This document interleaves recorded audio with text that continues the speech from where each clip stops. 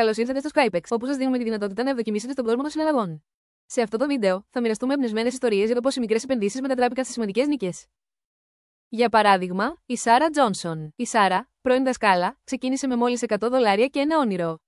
Σήμερα, διαχειρίζεται ένα εξαψήφιο χαρτοφυλάκιο. Η κρυφή της επιμονή, η υπομονή και η δίψα για γνώση. Μετά είναι ο Μάικ Τόμψον με μόλις $75. Ο Μάικ, πρώην μηχανικός, βυθίστηκε στον κόσμο του Forex. Fast forward 2 χρόνια και τώρα ζει από τα κέρδη του από τις συναλλαγές. Το μάντρα του: μάθετε από κάθε συναλλαγή, κερδίστε ή χάσετε. Και μην ξεχνάτε τη Jane Miller.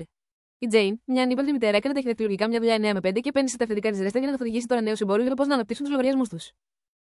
Ο χρυσός κανόνας της δεν σταματά ποτέ να μαθαίνει.